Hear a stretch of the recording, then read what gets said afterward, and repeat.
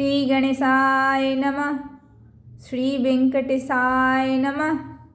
कमलामुख पंकज कुमकुमतो नियतारुणितातुलनीलतनो कमलायतलोचन लोकपते विजयी भव वेंकटशैलपते सचतुरमुख खनमुख पंचमुखा प्रमुखाखिल दैवत मौलिमने शरणागत वत्सल सारनिधे परिपालय मां वृषशैलपते अतिवेलतया तव दुर्विषह रनुवेलकृतैरपराध सतः भरितं त्वरितं वृषशैलपते कर्परया कृपया परिपाहि हरे अधिवेङ्कटशैलमुदारमते जनताभिमतादिकदानरतात् परदेवतया गदितानि गमय कमलादयितान् परं कलये कलवेणुर्वावस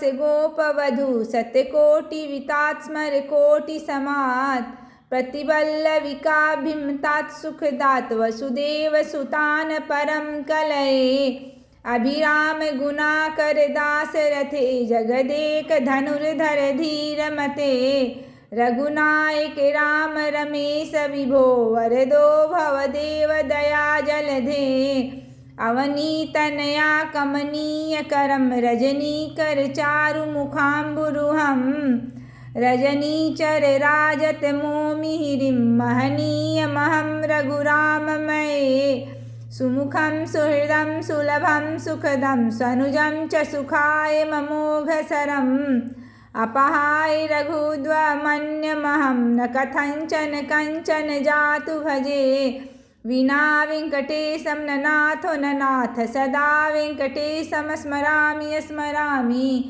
हरे वेङ्कटेश प्रसीद प्रसीद प्रियं वेङ्कटेश प्रयच्छ प्रयच्छ अहं दुरदस्ते पदाम्भोजयुग्मप्रणामे गच्छ गत्यसेवां करोमि सकृत्सेवया नित्य सेवाफलं त्वं प्रयच्छ प्रयच्छ प्रभो वेङ्कटेश अज्ञानिनः मया दोषान् शेषान् विहितान् हरे क्षमस्व त्वं शेषशैलशिखामणे अज्ञानिनः मया दोषान् शेषान् विहितान् हरे क्षमस्व त्वं शेषशैलशिखामणे।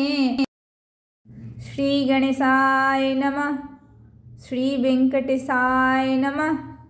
कमलामुख पंकज कुमकुमतो नियतारुणितातुलनीलतनो कमलायतलोचन लोकपते विजयी भव वेंकटशैलपते सचतुरमुख खनमुख पंचमुखा प्रमुखाखिल दैवत मौलिमने शरणागत वत्सल सारनिधे परिपालय मां वृषशैलपते अतिवेलतया तव दुर्विषह रनुवेलकृतैरपराध सतः भरितं त्वरितं वृषशैलपते कर्परया कृपया परिपाहि हरे अधिवेङ्कटशैलमुदारमते जनताभिमतादिकदानरतात् परदेवतया गदितानि गमय कमलादयितान् परं कलये कलवेणुर्वावस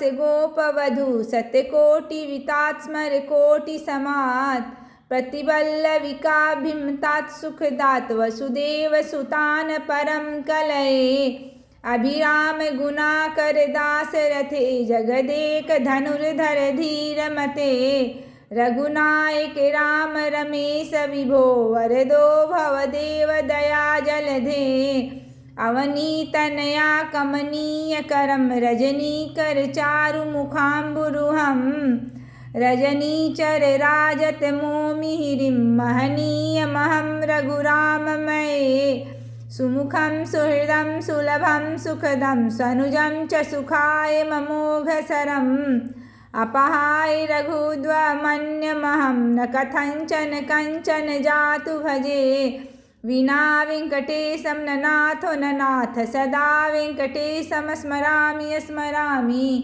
हरे वेङ्कटेश प्रसिद्ध प्रसिद्ध प्रियं वेङ्कटेश प्रयच्छ प्रयच्छ। अहं दूरदस्ते पदाम्भोजयुग्मप्रणामे गच्छ गत्यसेवां करोमि। सकृत्सेवया नित्य सेवाफलं त्वं प्रयच्छ प्रयच्छ प्रभो वेङ्कटेश। अज्ञानिनः मया दोषान् शेषान् विहितान् हरे क्षमस्व त्वं शेषशैलशिखामणे। अज्ञानिनः मया दोषान् शेषान् विहितान् हरे क्षमस्व त्वं शेषशैलशिखामणे। श्री गणेशाय नमः। श्री वेंकटेशाय नमः। कमलामुख पंकज कुमकुमतो नियतारुणितातुलनीलतनो कमलायतलोचन लोकपते विजयी भव वेङ्कटशैलपते। सचतुरमुख खनमुख पंचमुखा प्रमुखाखिल दैवत मौलिमने। शरणागत वत्सल सारनिधे परिपालय मां वृषशैलपते। अतिवेलतया तव दुर्विषहैरनुवेलकृतैरपराधशतैः भरितं त्वरितं विषशैलपते। कर्परया कृपया परिपाहि हरे अधिवेङ्कटशैलमुदारमते जनताभिमताधिकदानरतात्। परदेवतया गदितानि गमय कमलादयितान् परं कलये। कलवेणुर्वावस गोपवधू शतकोटिवितात् स्मरकोटिसमात्। प्रतिवल्लविकाभिमतात् सुखदात् वसुदेवसुतान् परं कलये। अभिराम गुणाकर दासरथे जगदेकधनुर्धर धीरमते।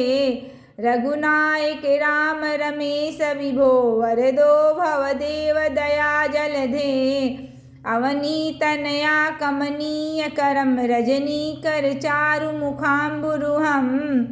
रजनीचर राजत मोमिहिरीं महनीयमहं रघुराममये। सुमुखं सुहृदं सुलभं सुखदं सनुजं च सुखाय ममोघसरम्। अपहाय रघुद्वमन्यमहं न कथञ्चन कञ्चन जातु भजे।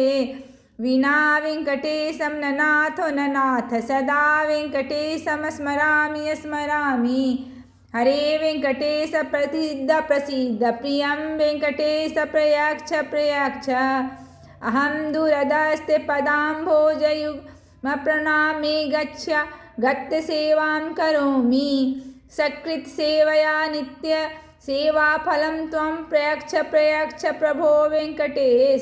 अज्ञानिनः मया दोषान् शेषान् विहितान् हरे क्षमस्व त्वं शेषशैलशिखामणे। अज्ञानिनः मया दोषान् शेषान् विहितान् हरे क्षमस्व त्वं शेषशैलशिखामणे। श्री गणेशाय नमः। श्री वेंकटेशाय नमः। कमलामुख पंकज कुमकुमतो नियतारुणितातुलनीलतनो कमलायतलोचन लोकपते विजयी भव वेङ्कटशैलपते। सचतुरमुख खनमुख पंचमुखा प्रमुखाखिल दैवत मौलिमने। शरणागत वत्सल सारनिधे परिपालय मां वृषशैलपते। अतिवेलतया तव दुर्विषहैरनुवेलकृतैरपराधशतैः भरितं त्वरितं विषशैलपते। कर्परया कृपया परिपाहि हरे अधिवेङ्कटशैलमुदारमते जनताभिमताधिकदानरतात्। परदेवतया गदितानि गमय कमलादयितान् परं कलये। कलवेणुर्वावस गोपवधू शतकोटिवितात् स्मरकोटिसमात्। प्रतिवल्लविकाभिमतात् सुखदात् वसुदेवसुतान् परं कलये। अभिराम गुणाकर दासरथे जगदेकधनुर्धर धीरमते।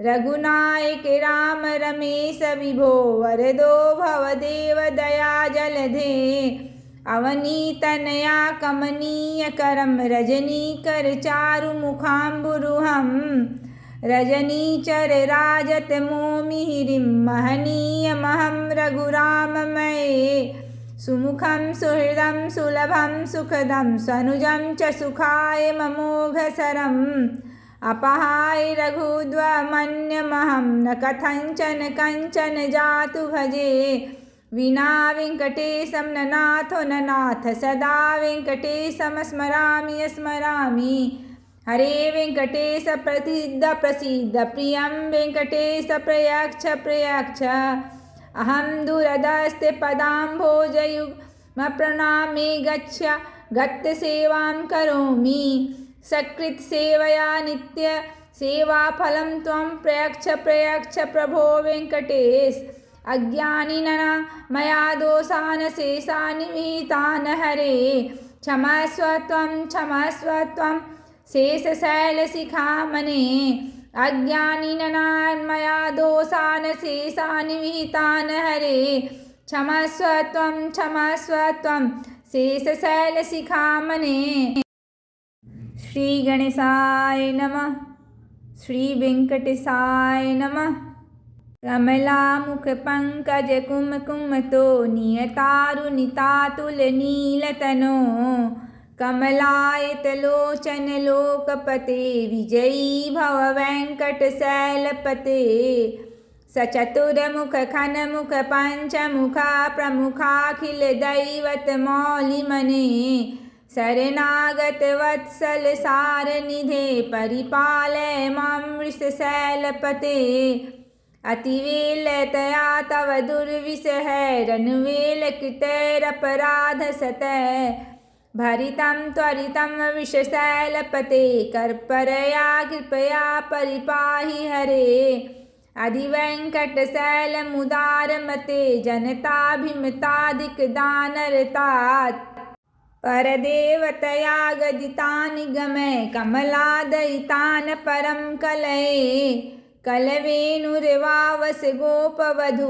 शतकोटिवितात्स्मरकोटिसमात् प्रतिवल्लविकाभिमतात् सुखदात् वसुदेवसुतान् परं कलये अभिराम गुणाकर दासरथे जगदेक धनुर्धर धीरमते रघुनायक राम रमेश विभो वरदो भवदेव दया जलधे अवनीतनया कमनीय करम रजनीकर चारु मुखाम्बुरुहं रजनीचर राजत मोमिहिरिं महनीयमहं रघुराममये सुमुखं सुहृदं सुलभं सुखदं सनुजं च सुखाय ममोघसरम् अपहाय रघुद्वमन्यमहं न कथञ्चन कञ्चन जातु भजे विना वेङ्कटेशं न नाथो न नाथ सदा वेङ्कटेशं स्मरामि स्मरामि हरे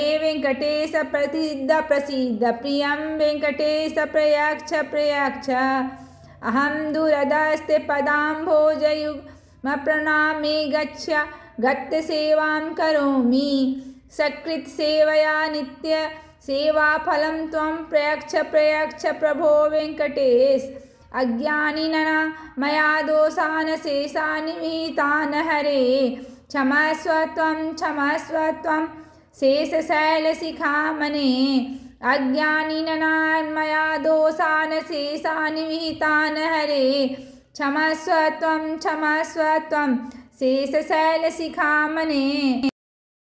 श्री गणेशाय नमः। श्री वेंकटेशाय नमः। कमलामुख पंकज कुमकुमतो नियतारुणितातुलनीलतनो कमलायतलोचन लोकपते विजयी भव वेङ्कटशैलपते सचतुरमुख खनमुख पञ्चमुखा प्रमुखाखिल दैवत मौलिमने शरणागत वत्सल सारनिधे परिपालय मां वृषशैलपते अतिवेलतया तव दुर्विषह रनुवेलकृतैरपराधसतः भरितं त्वरितं विषशैलपते कर्परया कृपया परिपाहि हरे अधिवेङ्कटशैलमुदारमते जनताभिमताधिकदानरतात् परदेवतया गदितानि गमय कमलादयितान् परं कलये कलवेणुर्वावस गोपवधू शतकोटिवितात् स्मरकोटिसमात् प्रतिवल्लविकाभिमतात् सुखदात् वसुदेवसुतान् परं कलये अभिराम गुणाकर दासरथे जगदेकधनुर्धर धीरमते रघुनायक राम रमेश विभो वरदो भवदेव दया जलधे अवनीतनया कमनीयकरं रजनीकर चारुमुखाम्बुरुहं रजनीचर राजतमोमिहिरीं महनीयमहं रघुराममये सुमुखं सुहृदं सुलभं सुखदं सनुजं च सुखाय ममोघसरम् अपहाय रघुद्वमन्यमहं न कथञ्चन कञ्चन जातु भजे विना वेङ्कटेशं न नाथो न नाथ सदा वेङ्कटेशं स्मरामि स्मरामि हरे वेङ्कटेश प्रसीद प्रसीद प्रियं वेङ्कटेश प्रयच्छ प्रयच्छ अहं दूरदस्ते पदाम्भोजयुग्मप्रणामे गत्यसेवां करोमि सकृत्सेवया नित्य सेवाफलं त्वं प्रयच्छ प्रयच्छ प्रभो वेङ्कटेश अज्ञानिनः मया दोषान् शेषान् विहितान् हरे क्षमस्व त्वं शेषशैलशिखामणे अज्ञानिनः मया दोषान् शेषान् विहितान् हरे क्षमस्व त्वं शेषशैलशिखामणे। श्री गणेशाय नमः। श्री वेंकटेशाय नमः।